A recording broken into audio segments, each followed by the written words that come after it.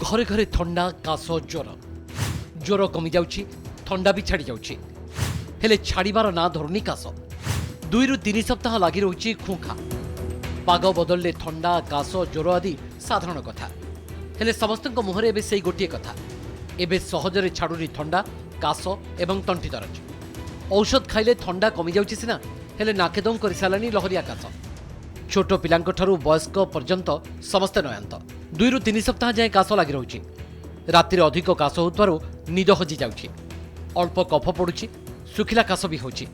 औषध एवं cough syrup किछि भी काम करनी लोके फुसफुस संक्रमण एवं छाती रोग आशंका करी भयभीत भी होउछन्ति सेबडे हॉस्पिटल ओपीडी मध्य थंडा एवं काश रोगी संख्या बढ़िथिबा कहिसन्ति डाक्टर थंडा परिवेश एवं थंडा पानीयरु लोकंकु दूरेई रहिबाकू परामर्श दैछन्ति जिते थोड़ा आम औषध खाइला से कमुने थंडा सब बेड़े बेड़े रोचे ए सप्ताह है कि थंडाटा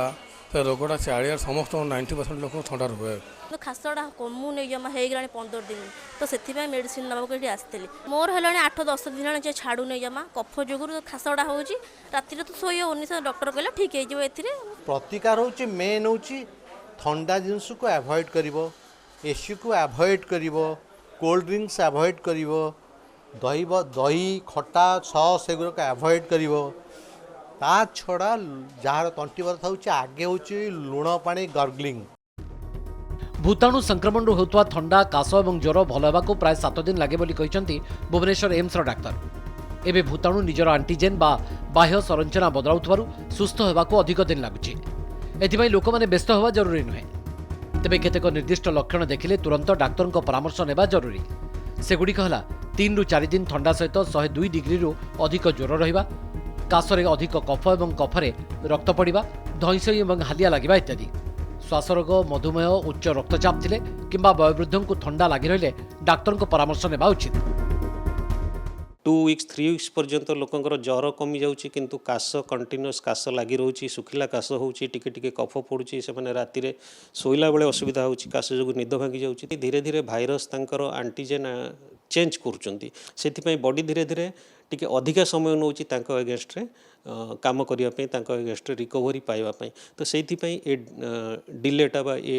डेरीटा होउछि तो एई सब केस रे आपन को डाक्टर को परामर्श नबा उचित डाक्तर बिना परामर्श में एंटीबायोटिक कफ सिरप किंबा अन्य कौन सी औषध खातु नहीं कटकरू कालीचरण रंजित और भुवनेश्वर अनुज दास का रिपोर्ट कनेक्ट न्यूज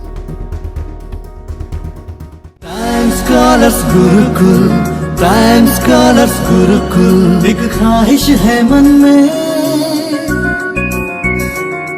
मिल जाए आसमान एक ख्वाहिश है मन में मिल जाए आसमान ये जिंदगी जो दिया रब तेरा